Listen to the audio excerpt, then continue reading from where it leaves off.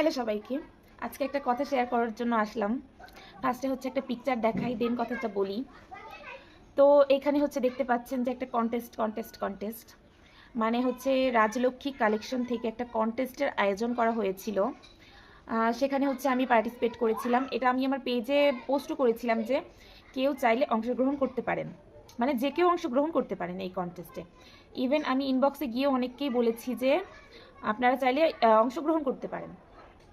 তো কন্টেস্ট অনুযায়ী যে রুলসগুলো ছিল সেগুলোই ফিল আপ করতে হবে, তেমন কিছুই না। দিদি কিছু সামান্য রুলসই দিয়েছিল, সেগুলো ফিল আপ করি। আর প্রবাবলি আজকে হচ্ছে কন্টেস্টের রেজাল্ট দিয়েছে, আর আমি হচ্ছে উইনার হয়ে গেছি। আমি খুবই সারপ্রাইজ। মানে বেশ কয়েকজন খেলেছে কন্টেস্টটা, তার মধ্যে আমি উইনার হয়ে গেছি। এতে আমি ভীষণই খুশি হয়েছি। বাট তারপর হচ্ছে আমি দিদির ইনবক্সে গিয়ে যখন কথা বললে জানতে পারলাম যে সবাই নাকি মানে আমার জিতে যাওয়াটা নিয়ে অনেক যাতা কথা বলছে, আরও যারা অংশগ্রহণ করেছিল তারা। তো বেসিক্যালি তাদের মতামত হচ্ছে আমি কিভাবে জিতলাম। ভাই, আমি গেমসটা ঠিকভাবে খেলেছি। আর ওনার পেজের ওনার মনে হয়েছে এর জন্য আমাকে জিতাইছে। আমি তো আর এখানে কিছু করতে পারি না, এটা তো আমার কোনো দোষ নাই। আর তাদের কথা সাইজটা একটু দেখেন।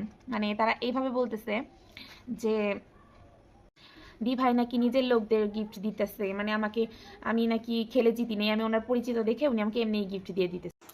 তো বলি কি, আমি ওনার পরিচিত না, ওনার সাথে আমার পরিচয় হলো কয়দিন ধরে। ওনার থেকে আমি একটা কুর্তি নিছিলাম, দেন হচ্ছে তার সাথে আমার পরিচয়। দিদিভাই খুবই ভালো মানুষ। আর আমি সরস্বতী পূজায় তার থেকে একটা কুর্তি নিছিলাম, সেটা আমি আমার পেজে পোস্ট করছি, দিদির পেজেও আমার ছবি আছে। তো এটা দেখে ভাই কিছু আরও এটা মনে করা ঠিক না যে আমি ওনার নিজের মানুষ। আর যদি নিজের মানুষ হয়েও থাকতাম, তো তার যদি আমাকে গিফট দেওয়ার হতো সে তো এমনিতেই দিতে পারতো।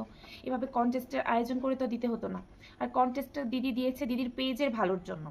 তো তার পেজের জন্য এমনিতেই আমি অনেক কিছু করেছি, কখনো তো দিদি আমাকে কোনো গিফট দেয় নাই। এটা দিদিও জানে যে দিদির পেজের জন্য আমি এখন অবধি কত কিছু করেছি, ভবিষ্যতেও করব। অ্যান্ড আমি ওই মেয়েটার কথা শোনার পর এটাও দিদিভাইকে বলছি যে দিদিভাই, আমার এইসব গিফটের কোনো দরকার নাই, আপনি ওনাকে যেখান থেকে পারেন খুঁজে গিফটটা দিয়ে দেন। ওই মেয়ে নাকি এইসব কথা বলে, অনেক বাজে বাজে কথা বলে ওনাকে ব্লক করে দিছে।